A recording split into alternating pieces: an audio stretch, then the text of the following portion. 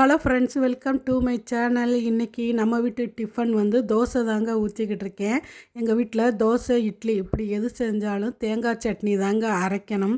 ஆனால் இன்றைக்கி பார்த்திங்கன்னா வீட்டில் தேங்காய் இல்லையா, தேங்காய் இல்லாமையே தேங்காய் சட்னி எப்படி அரைக்கிறதுன்னு ஒரு வீடியோ பார்த்தேன்னா அந்த சட்னி தாங்க நான் இப்போ அரைக்க போகிறேன். வாங்க அது எப்படி செய்யலான்னு பார்க்கலாம். அடுப்பில் ஒரு கடாய் வச்சு எண்ணெய் ஊற்றி பெரிய வெங்காயம், பூண்டு, பச்சை மிளகா போட்டு நல்லா வதக்கிக்கிறலாம்.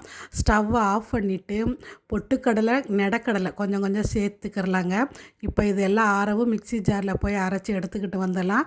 அடுப்பில் மறுபடியும் கடாய் வச்சு எண்ணெய் ஊற்றி கடுகு, உளுந்தம்பருப்பு, காஞ்ச மிளகா, கருவேப்பிலை, சின்ன வெங்காயம் போட்டு தாளித்து அரைச்ச சட்னியும் அதில் நல்லா ஊற்றி நிறைய தண்ணி ஊற்றி கலந்தோம்னா சூப்பராக தேங்காய் சட்னி டேஸ்ட்லேயே இருந்துச்சுங்க. சூப்பராக இருந்துச்சு, செஞ்சு பாருங்கள்.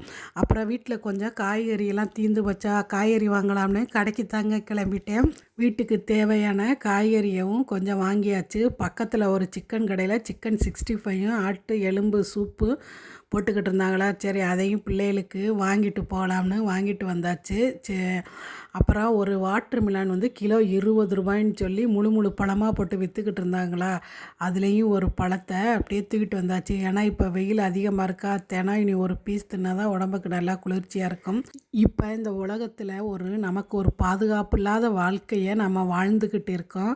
அதனால் இருக்கிற வரைக்கும் எல்லாருக்கிட்டையும் நல்லா அன்பாகவே இருப்போம், நல்லதே நினைப்போம், நல்லதே செய்வோம்.